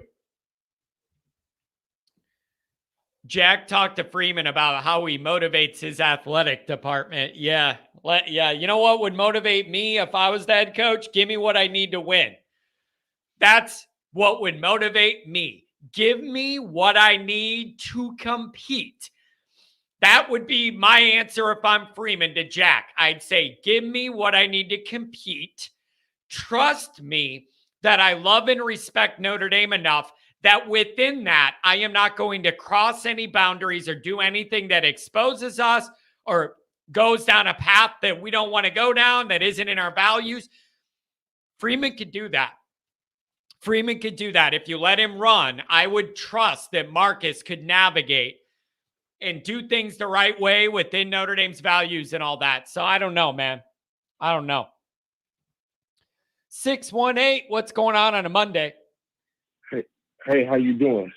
I'm doing good, man. How you doing, John? Hey, I've been on vacation out of the mix for a week. I want to know what I missed that's been in your head that you haven't been able to get out. What have I missed? And it was over the weekend watching these rankings of the Elite 11, man. It's like the Notre Dame hate is so real, man, that they downplaying Carr. Yep, I saw that. And on 3. Yep. On 3 is like the worst, man. They really hate, I don't know what it is, but on 3 really hate Notre Dame. Yeah, I was reading an article before the show this morning, and they were questioning Carr. And when there's nothing going on, he's great. But when things speed up or there's a lot of pressure, then as things start to get not as great. Like there was a whole breakdown saying all the things Carr does wrong and questioning if he'll drop in the rankings. And it was from one of those on 3 guys. I don't know, whatever, but I believe in the guy. Get him in here and we'll see what he can do. He's the best natural passer we've had in a long time coming in here. And let's see. But I And noticed Jimmy that too, Crawford. man. I noticed it too. They want to drop the Notre Dame guys. If there's no drama, it's not good for their numbers, I think. So they create drama. I don't know what else to make of it. And then like 247, man, they Cam Williams, they took the 5th star from him. Yep. I'm like, man. Yep. I saw that too. And it's like, dude, it's hard. It's a moving target. We keep saying Freeman needs to get more 5 stars. He gets 5 stars, and then they're no longer 5 stars. That's not really his fault. I mean, geez. Yeah. And yeah, I wanted to touch up on that too, man. You know, I know a lot of guys, a lot of our Notre Dame guys and our fans, we want the flashy 5 stars, man. But if you look at the NFL draft, especially the first round, man, it's hardly any 5 stars in the first round. You know, so it's coaching. It comes down to coaching. I don't care if you get a 5-star or not, man. If you ain't coaching them up, then Yep. What does that development look like? You know, and how good are those assistants of identifying certain guys and then developing their skill sets, getting the most out of them earlier? And you know what? There's mixed reviews on that as far as how people feel about Freeman's staff and which guys are recruiting and developing well already and which ones aren't. And like there's already some question there. I know both Owls are under the microscope this year. Golden and Washington, everybody's looking at them in terms of recruiting and on the field. So I don't know, man. They should both be on the hot seat. Yeah. We getting it done. We got a kid that's like 100 and some miles away, man. We don't have him locked up. Even though I feel like that was kind of Notre Dame, you know. And then I'm hearing a lot of behind the scenes that, man, they really handling the Justin Scott recruitment, man. They handling it wrong because they're not making them a priority. You know, I don't know if it's Al Watson. Well, it can't be Al Watson because he's going to visit the kid a lot, but Yeah. I'm hearing this Al Golden, and Golden not really making him a priority. That should put you on the hot seat. I mean, from day one, they should put you on the hot seat. And if you can't land this kid in the season, if this defense had a top 5 defense, man, dude, you're done. Yeah, it's I don't know, man. It's just tough to navigate. And things have always been harder at Notre Dame. And it's just nobody cares about our excuses. Nobody else around the country wants to hear me say, I think our head coach is a great recruiter, but there's certain hurdles that we have to work. Like, nobody cares about us. We got to find a way to win anyways. And you got to find a way to win on the field. And then maybe if you do that, it'll be easier to land some of these guys. What do you think? In this day of recruitment, I don't think, you know, just winning on the field alone will get you there, man. You got to be, like I said before, man, I don't keep beating the Alabama door down, but they're putting first-round picks, excuse me, in the league. They're putting first-round picks in the league. You could be winning, you can win 1,000 games in a row, and you ain't putting no first-round picks in these picks. These 5 stars are going to be like, wait a minute, hold up, wait a minute, man. They winning all these games, but besides, our goal is to make it to the NFL. Our goal is to be a first-round pick. But we're not getting developed into that. We're just winning. Yeah. Yep. It's I don't know, man. It's a wild dynamic out there. And Freeman is so genuine and just so pure with his intentions. I really want to see him succeed here because he is as genuine as the day is long. He's putting in genuine effort, and I just want to see it work out. Man, like I said, man, them facilities got to look better, man. I know some kids that maybe about 4 or 5 years ago went to the Irish invasion, and they toured to what's the name, and they were like, the facilities was horrible. Yeah. They didn't see Brian Kelly, and the facilities was bad. Hey, man, listen, Brian Kelly got his LSU guys air-conditioned helmets, baby. It's unbelievable, man. I saw them trying them on. They got a personal AC unit right in their helmets. It's beautiful. It's great if you could get it. I love it. And the crazy thing is like all the money they're making off of football, you mean to tell me that they're not investing back into the football program? They're really investing to the debate team? I know. I've been yelling about that forever. Where does the money go? I always hear there's no money for a new football building, John. There's no money for new facilities and luxuries for the players. There's no, where does all the money go? Because Notre Dame ain't hurting for it. So where the hell does it go? It's definitely not going back into be invested back into the program, man. It's like you man, I can't believe that these facilities is like the way that these people say they are, Yeah. And that was I actually my friend took his son down there a few years ago, and they said, man, I don't think I'll ever go to Notre Dame. Yep, it's a rough dynamic, and we got to change it somehow. Maybe the new AD and Freeman will be in lockstep on more things, and they could present more things as a united front to that board. The guy being younger, I think, will help Marcus connect with him in an easier way than he was able to with Jack.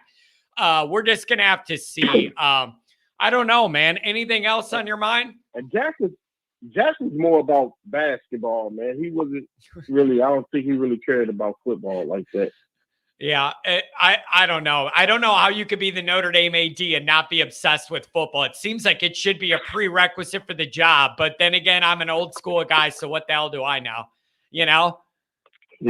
Well, there's nothing else, man. I just want to talk about the recruitment and, man, all these Notre Dame commits dropping that, man. Maybe that's the reason why these 5 stars be like, man, I'm not committed to Notre Dame. As soon as I commit to Notre Dame, man, my ranking dropped. Yeah. It's just rough, man. I don't know what to make of that, but you got to go out on the field, win your big games, and it levels everything out. Hey, thanks for touching base, man. It's been a while. Give me a call later in the week. All right. Have a good day. All right, man. See ya. I got to tell you guys, I am extremely disappointed with myself that I made this grand return and messed up the audio. Like, I'm upset. I'm going to bench myself. I'm extremely upset. And I just totally forgot to toggle that switch from the in-dash sound to my mic and mixer now that I'm back. But when I was on that patio, I didn't have my mic to hook in, and I had to use the other crappy audio because it's the best I could do. What a horrible way to come back. I'm going to punch myself in the face after the show. That was bad form. I'm very, very sorry, you guys. I did not mean to do that to you. Big grand return, and then it's all staticky.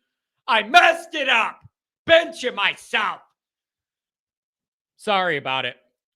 Looks like it's back now, but I'm really sorry about that, you guys. My bad.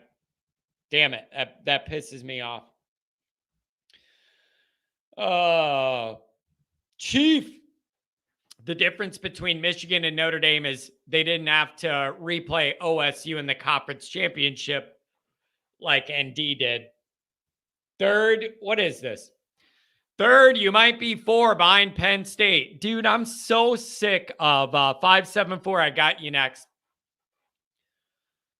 I'm so sick of Penn State. Penn State, to me, in my mind, recently, Penn State has basically been Brian Kelly Notre Dame teams where they're like pretty good, maybe even have a really high ranking to start the year or something, or like they're talked about as a competitor. But every time Penn State plays a game, I need them to win as a Notre Dame fan, meaning beating Ohio State, beating Michigan. It never happens. And they play like crap, get kicked around. It's basically Brian Kelly, Notre Dame, a good little team. They're going to end up 10-2 or whatever. It's going to be fine. The recruiting isn't elite, but it's like good enough that you don't have a bunch of heat on the guy over it. But every damn time Penn State gets into one of those games, I, as a Notre Dame fan, need them to win. Mostly Ohio State or Michigan. They never win. They never win. And most of them aren't. They don't win. That is what they've become to me, is Brian Kelly Notre Dame teams. Pretty good, pretty solid, but they're not getting over the hump, and they don't win the biggest games they play. So you're useless to me then. You're absolutely useless to me then. I need you to knock off these top teams to mess things up for the playoff. If you're not doing that and you're Penn State, what are you doing? You're in Brian Kelly Notre Dame land. 10-2, 9-3.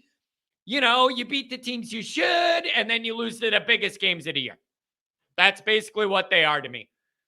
They really are.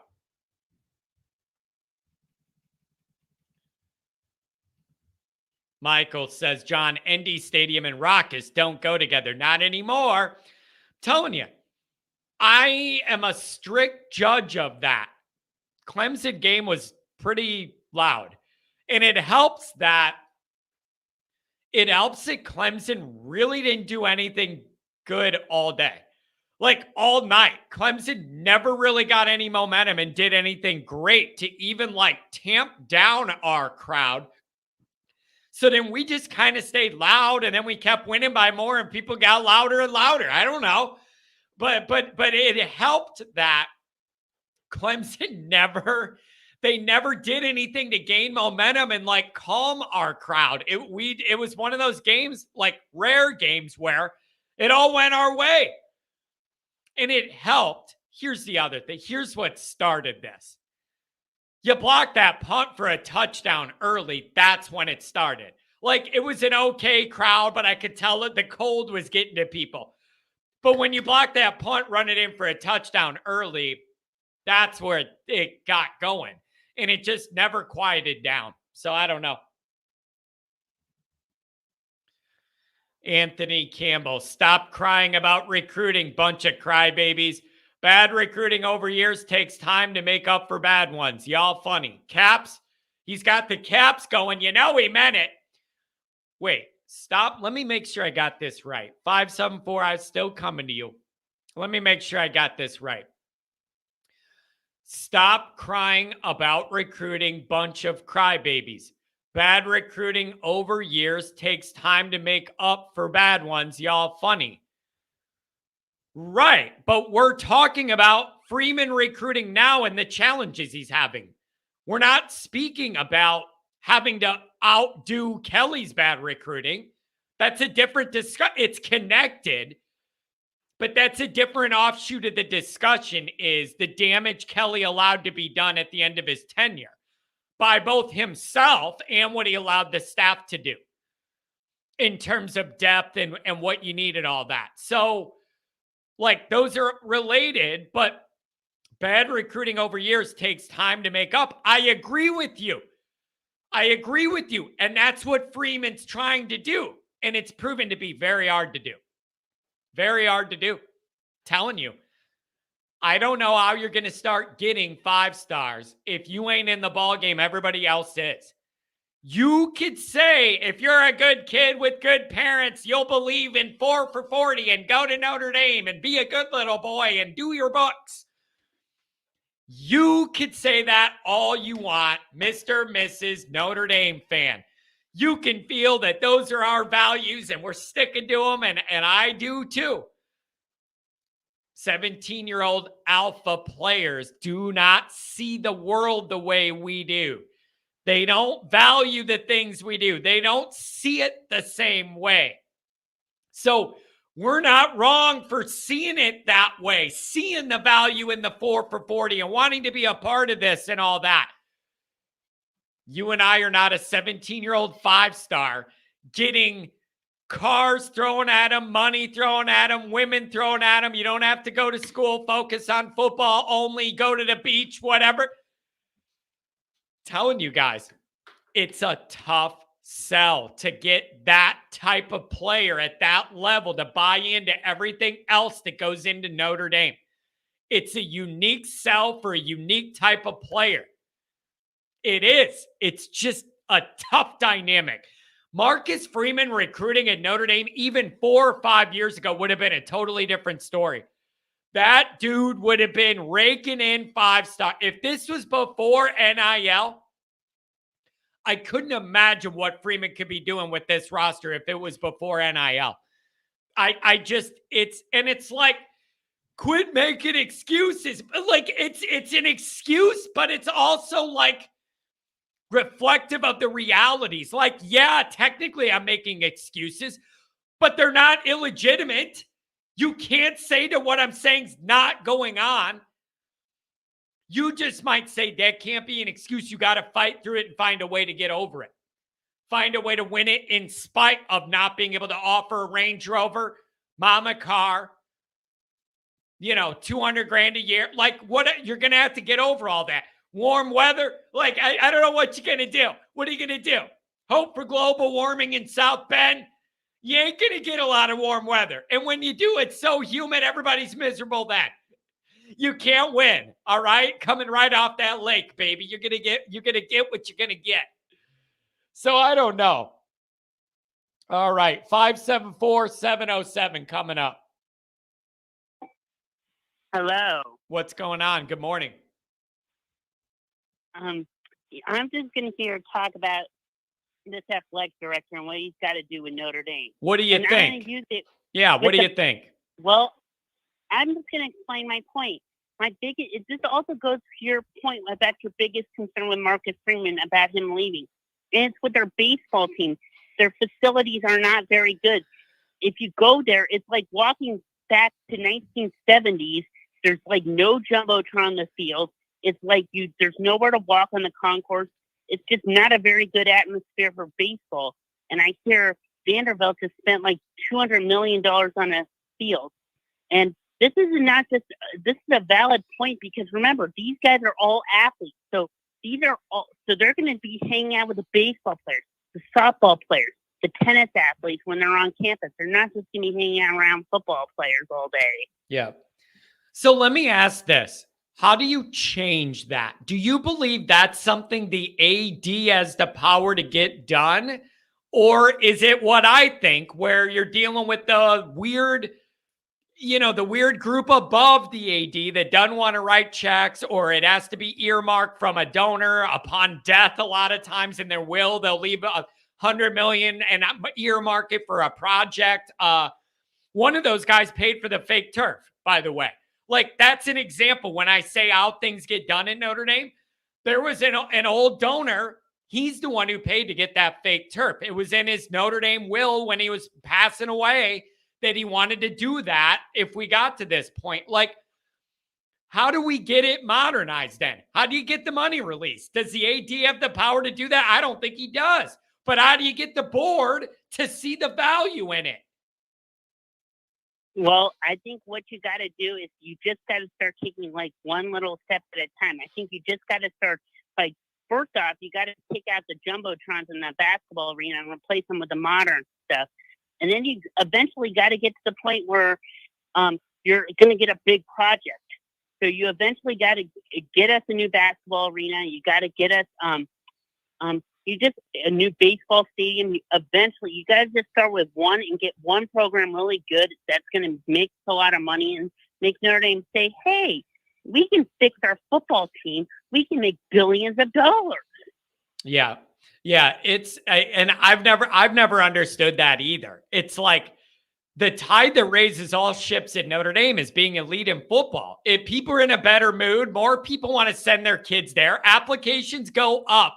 Every school that makes a college football playoff or like the Sweet 16, like the Elite Eight or better, all those schools have an increase of applicants the next cycle of people that want to send their kids there, people that want to go there. You make more money. People will donate when they're in a better mood. Like, everything gets better when you're elite in that way. I just don't know if the top board, if that's even a priority. I don't know. Well, I will tell you, it might be a priority because if you haven't heard recently, the lacrosse team just won the national championship. Yep. So because of that, they got a new scoreboard at their stadium. So I think Notre Dame has more money than they let on. So I think they can fix up our facilities if they really wanted to. But they choose not to. They choose instead to upgrade their science building. Yeah, I always complain about that, but I keep being told The money for a new football building does not come out of some big Notre Dame fund for athletics or from the NBC money or whatever. I am told to get like a new football building. Somebody rich has to earmark a donation for 30 million, 100, whatever it is, for that project. And then it goes through this whole process. I am always been told they don't just have that pool of money sitting there and then they allocate, here's the project. It comes earmarked from families that want to do certain projects. I keep hearing that and I don't like it. Doesn't make full sense to me. It doesn't make sense to me at all that some rich guy has to donate money to fix up a facility. That's literally that is what I'm being told the process is. Every time I ask the people that are more involved than me, every one of them tells me that. It is not just Notre Dame's AD decides to work with the coach and build a new building and then they fund it through Notre Dame's money. I repeatedly get told it has to be earmarked from a donation with a plan, and that's the only way. I don't know if that's true or not, but everybody tells me it is. Yeah, and that's just not a good way to do stuff. I mean, I think the better way to do stuff is to use some of the money we get from tuition that is very high and use some of that to fix up some of our facilities. Yeah. It wouldn't be that hard to install a simple Jumbotron in a basketball arena that we need to get more fans so we can attract more recruits. Yeah, it's I don't know. And maybe the new AD, I am encouraged. The new AD is younger than Jack, maybe more modern and more hip to newer ways to do things. And I'm thinking maybe him and Freeman could bond in a way and be on the same wavelength in a way Jack and Freeman couldn't because of the age. Maybe I'm just spitballing here, hoping for a good outcome that maybe those guys are on the same wavelength, more modern. Maybe the way Bavakwa navigates these things with the board will be in a different way that could garner some different results. I'm open to that, but I got to see it to believe it. So I am encouraged about that. And the other part is this guy's a TV guy. I'm fairly confident Notre Dame's going to get a good TV deal now because that guy's going to make sure of it. That's his business. So first and foremost, I do think that'll get done. We'll have a good TV deal. That's why they hired this guy. And it's not just the TV deal. They got to get a good apparel contract, too, because if you don't know, Under Armour is cutting all sports from their apparel company. So they got to get a new apparel provider, and they got to pay a bunch of money to Notre Dame to get our contract. So They got to be able to get a good apparel company who pays us a lot of money. I'm thinking it's going to be, I was talking about Jordan. I have heard Nike might be the leader over Jordan. I don't know the reasons why, even though those companies are linked. Nike may be in the lead. And the other thing that I want with this, take that a step further.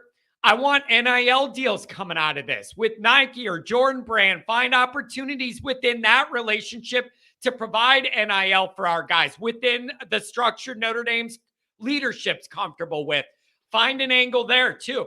Yeah, there's a lot of moving parts, my friend, a lot of moving parts. Absolutely. I mean, think about it. We got to be able to sell products with the player's name on the back of the jersey because they want to get something magical called royalties. That's going to get them extra income, and that will increase their value of their NIL deals. Yeah. So they want to have jerseys with fans walking around with names on their back. Look at how many Stetson Bennett jerseys were sold. Yep. Nope. You're right on it. And that question has been asked before of, do we get to a year where Notre Dame has their names on the back of the jerseys for that purpose or whatever? What would I think? I get asked that. Personally and historically, I would not like it. But if that's going to help you get more players in the modern era, I just might have to not like it and go with it if it helps us get more guys that get those royalties. And it's the only way we could get better players, or one of the ways we could get better players. Then I might have to get over myself in that history in the pursuit of making new history. I just might have to sacrifice that. I absolutely agree with that. And it's not just that. They got to be able to sell advertisements on the Jumbotron because they got to be able to make extra money. I mean, even things like names on the back of the jerseys and advertisements can help improve the money flow so you can build newer facilities that can help the players and entice more recruits in. It's just common sense. Yeah. Yep. Nope. And there's a lot of the infrastructure at the top end of Notre Dame is perplexing to me. And some of the things they value and how they show it doesn't line up with a lot of people. And it's always been a thing. Every coach has had to go through these struggles. It's just very frustrating. Anything else, my friend? Really good call today. Nice talking to you again. It's nice talking to you, John. I'll definitely see you at the Central Michigan tailgate. Oh, Hope to beautiful. see everyone in the chat there. Yeah, beautiful. We're going to have a big fun group, hopefully really good weather, and we're going to have a fun time. So we're going to have a big crew and a lot of fun that day. Can't wait to see everybody. But hey, thank you for calling. Really good points. Good reconnecting with you. One last point. Yeah. One last point. Let's worry about Navy before we think about Ohio State. We don't want to have a Marshall situation again. We need to take care of all our games before we worry about Ohio State, because we know it's going to be a big game if we win out before Ohio State. We know College Game Day is going to be here. We know the campus is going to shut down. We know the new casino hotel is going to be full, but we got to worry about Navy first. We got to go to Ireland and win, and then we got to be healthy enough when we come back from Ireland, because we're making a long flight. Yep, very well stated. These are all valid things to worry about that are all in the back of my mind already. You're right on it. You're hot today on a Monday. You got it all covered. You're hitting us on all angles of anxiety. I like it. You're on the ball today, and I appreciate it. Good start to the week. Thank you very much. Have a good day, John. You too. Thank you. Really good points. All over it. Oh, look at this. Look at this. So this person's name is "This Show is Boring." How many times can you have a show that just regurgitates the same old BS? John, it's time to hang it up. Why don't you just go away? How about we do that? Why don't you just go bye-bye? If it's that boring, go away. Bye. We don't need you here. Bye. I know just by what you're saying, you're the same, one of the same few people that got banned for saying inappropriate stuff on the other one. Then you got a different email login, change a different name, and now you're back because you're saying the same stuff. Like, it's not going to trigger me. But if it's time to hang it up and the show is boring, don't come here. Nobody who is holding you ransom to your laptop, making you watch this show. If I'm boring you, bye. I don't care. The show will go on without you. I know that's hard to believe. The whole world doesn't revolve around you. The show will go on without you. I don't want to bore anybody. If I'm that boring, bye-bye. Peace out. Deuces. See ya. Go somewhere else. Don't care. Don't care at all. 707. It's been a while. Good morning. Hey, John. Welcome back. Oh, thank you. Yeah, we missed you. But appreciate it. That guy that you're talking about is probably Newt Rockney. Yeah, I know. You know? It's got to be. He came back. It's got to be because it's the same couple guys I had trouble with. But if I'm that boring, I'm not. Nobody's holding your ransom. You can leave. That's fine. That's fine. That's fine. Yeah. One of the points I wanted to make was, you know, when you talk about the weather and why kids wouldn't want to come here, it's the most pathetic reason you can give, because to me, you know, you got Michigan, you got Ohio State. Those people get some pretty severe winters too, you know. And this isn't even winter; it's fall football. So I don't think that can be used as an excuse. In fact, I never see it like on that Voice of College Football. It's usually mostly Ohio State and Michigan. Never once have I heard them complain about weather and not getting kids to come there. You know, they get recruits that are good, and you know, and not only that, but you know, when you go to the pros, you're going to go play up in Buffalo and Cincinnati, and yeah. So you know, this weather thing, it's but I'm not weather. even. But wait, it's always been called. Wait. I'm not even necessarily talking about in football season. I just mean like where you're going to live a few years. Some guys just might not want to be miserable and cold off the lake when they could be in LA looking at girls with bikinis on year round. Like, I'm not necessarily talking about the actual football, but just the way you live your life for a few years. Some guys just might not be, especially if they're from the South or the Southwest. Maybe they're not even used to the cold. It's just a factor. I don't know how big, but it's something that always comes up. You always hear it. Yeah, but you always hear it from Notre Dame people. You don't hear it from Michigan people or Ohio State people, and they get some pretty bad winters and year round, Hey, humidity or whatnot. You know what I'm going to give you? You know what me, I'm going to give you on that makes perfect sense? Here's a great answer to that. We always hear about Notre Dame's quarterback struggles to land in these top quarterbacks. And then I hear weather sometimes of like, who wants to throw it around in South Bend or whatever.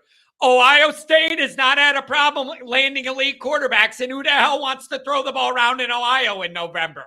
And they don't have a problem with it. So I give you, if you got your operation going and you're a pipeline to the NFL in elite level winning, I do think that is a bad excuse, because you can't say the quarterbacks don't want to play in cold weather. Look at Ohio State's history recently. They've had good ones. So I agree with you. You can't do it there. Yeah. And then my other point is this 4 for 40, that Notre Dame came up with about 15 years ago. And, back then it was like a nice catchphrase. But, the only thing I would say is you don't need to use that term anymore, but you can tell the kids, you're one injury away from never playing football again. So, it's a nice thing to be able to say, I have a degree from Notre Dame, and focus on it that way, not just 4 for 40, because every kid's heard that now, and it means nothing to them, especially at 17. Yeah. You just have to say, man, look at your future from all aspects. You know what I keep coming back to whenever we have this discussion? I keep coming back to thinking that the guys we're going to get in this new dynamic, it has to do with having good parents and a good family, stable home life where you don't need a bunch of money up front to get by and be stable and safe and all that. And you have these parents that look at the big picture. And if I was a 17-year-old with all this stuff thrown at me, I don't know where my mind would be either. But to have like a grounded home life and maybe coaches that you trust at your high school or people there that can make you see that bigger picture. And I don't know if that view is outdated by me or not, but that's like my hope, is that you have some of those adults in the corner that make you think of that bigger picture. I don't know. Yeah. No, I think your family life has a lot to do with your choices in life. And, I agree with you on that.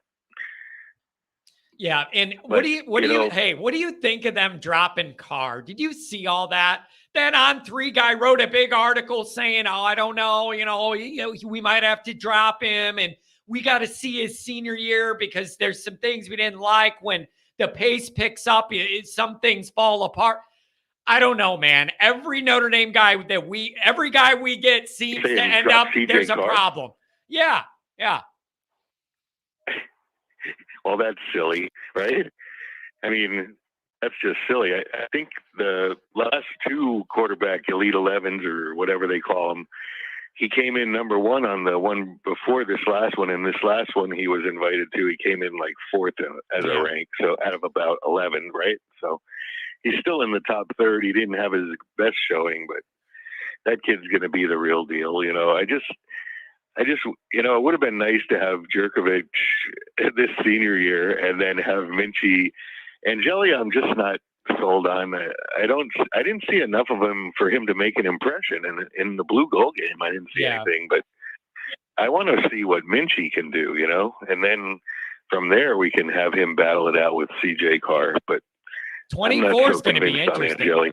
24 is going to be interesting what they want to do at the quarterback position. I don't know where their minds are going to be. I mean, I don't want to get ahead of the year we have ahead of us, but you're going to have an interesting decision to make, because you're going to have Minchie off a red shirt, Carr coming in with all the fanfare as the big time, big shot.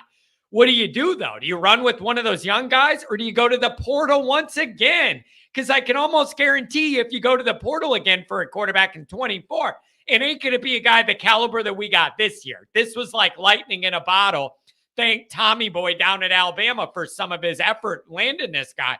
But that isn't going to be available and interested in Notre Dame every year. So you got an interesting dynamic. What you're going to do in 24. Yeah, well, the last time we've had this kind of hype for Carr is when we had Clausen come in, right? Yeah. So I think that's Clausen. You know, as you have said before, and I said from the get go, he had no offensive line. Nope. He had crap. Nope. So that poor guy. Be different. That poor guy didn't have a chance. That's going to be different. His receivers are very good. Now wait a second. Now wait. The running back Time out. Time out. Are you worried about both of those tackles? They're both going to be gone, and you're going to have to worry about that with the young quarterback who's guarding their blind side and all that. I'm already thinking of that. You ain't going to have the twin towers of tackle terror out there. You're going to have to figure something out. Makes me a little nervous. Yeah, and you have to take advantage of that this year. But not only that, it was just last year's recruits. You know, I think Cotter and you were both talking about how good.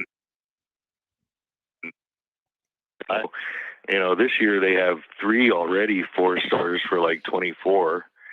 So I'm not too worried about it. I think, Notre Dame gets some pretty good offensive linemen, and it's more on how Rudolph is going to be able to develop these kids, you know? Yep.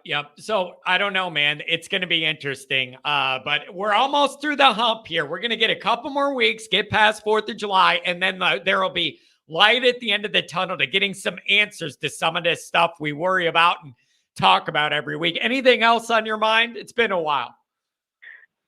Yeah, no, I'm just I'm getting pretty excited to see Hartman out there because I watched his bowl game last year just recently, and he looks pretty good. Yep.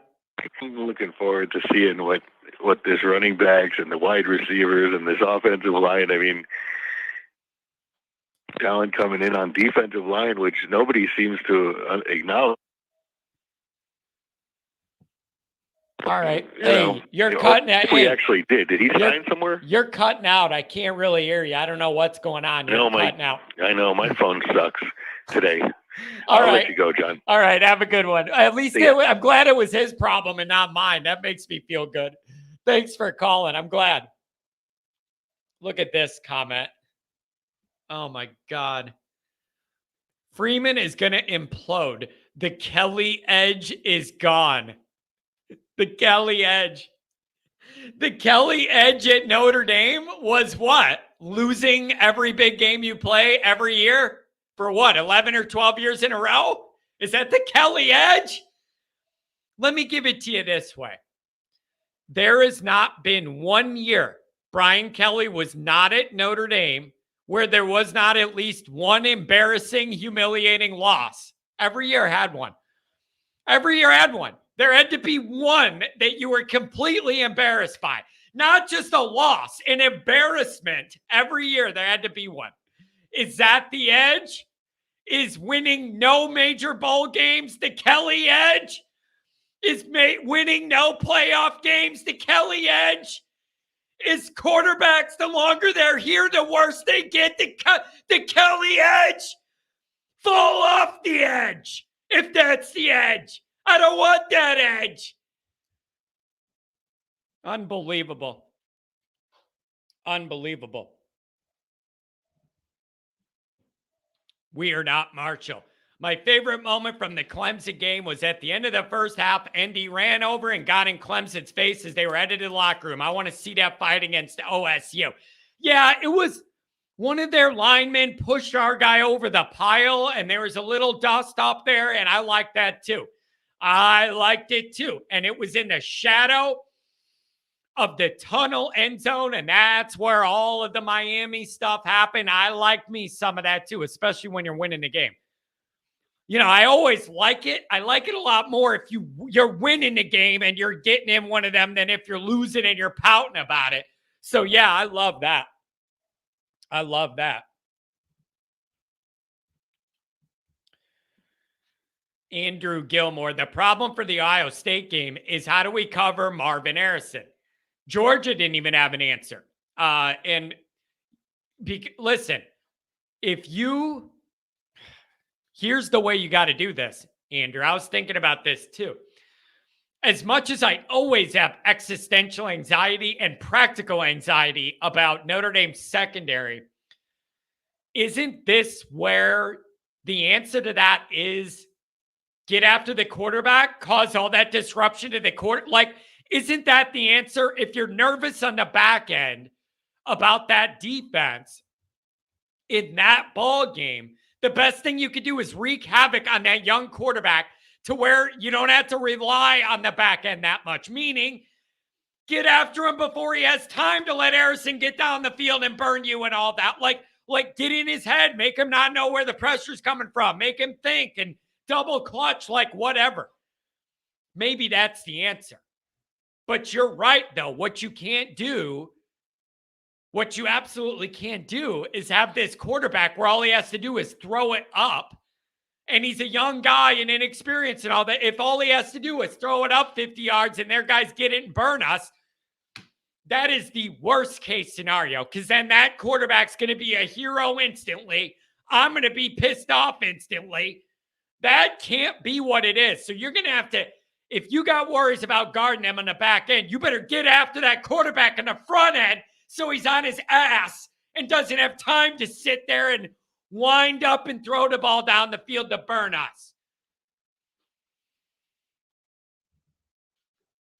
Michael Earthstone, John, I forgot. Ask the admissions office to start allowing blue-collar kids to be admitted as students.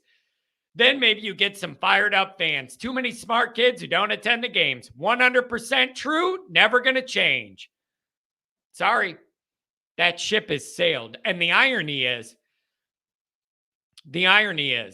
and I go through this with my relatives that went to Notre Dame, and they were like annoyed when it's a home game and there's all these people in there walking in their area and all the noise and everything. I'm telling you, you wouldn't believe the amount of people that went to or go to Notre Dame that do not care about the success of that football team. There is even resentment sometimes to these football players and some of the treatment they get because they're football, even though it isn't nearly as good as it should be and how it is everywhere else. This is all true. But the ultimate irony in this is Notre Dame started out with the mission of trying to educate poor immigrant Irish Catholic kids, give them a good life in America and all that.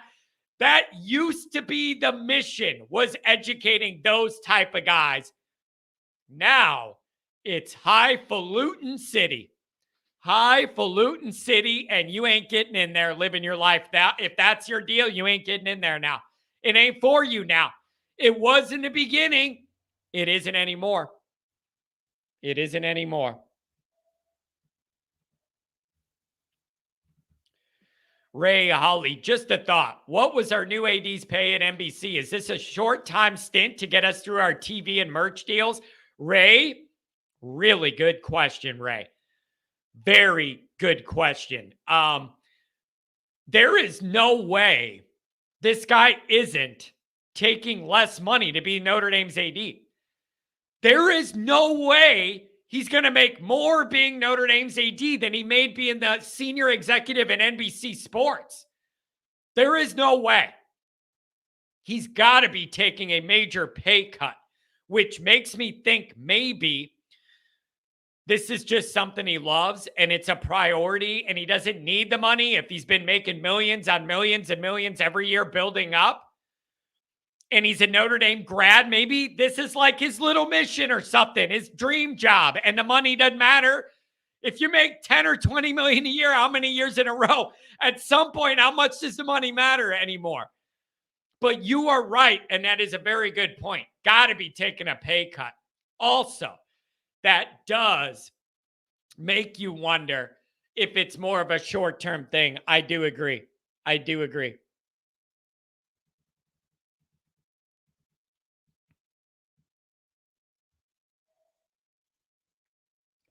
Look at this, Kent. Kent, I love you, man. I hope your baby girl's doing good. I miss you, man. The whole show misses you. Good to have you back. You have got to love the Always Irish Show. Host John Kennedy, co-host Patrick, with special guest Kent Jackson. Gotta love it. Kent, come on, man. Do a show. You want to come on sometime? No problem at all, man. I want you to dial it up sometime. We'll put you on the show. You could hook up on video if you want. I'm open to it. I would love it, man. I hope your baby is doing good, man, and the wife too. Hope you're doing good. Oh, man.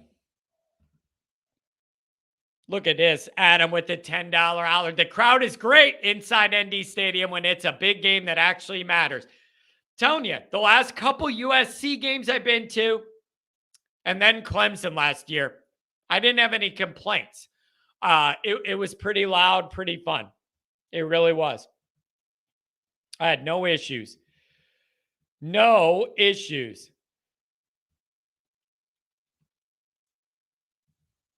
All right. All right, folks. I got a bunch of stuff I got to do. I want to be with you longer, talk to Kent. Listen, I'm really sorry things got messed up with the audio. That's amateur hour by me. I'm very disappointed in that. Didn't toggle one switch, messed up the audio. I apologize. Little rusty coming off the vacation. But I promise we'll be back and we'll be sharp. I'll have something else tonight. Something else tomorrow morning. We'll be back Wednesday. Believe it. There's a few callers. Call back Wednesday. I'll write down the number, get to you first. So again, sorry about the beginning of the show and that audio. Won't happen again. Got it fixed. Also, I don't want to forget to mention, happy Father's Day, by the way, to everybody. Whether your dad's with us or has passed on, it's why we love Notre Dame, most of us. God bless all the fathers out there. We are needed, and we need to do a good job for society. I miss you all, most of you. I ain't going to say all. I miss most of you, and it's good to be back. Have a good Monday.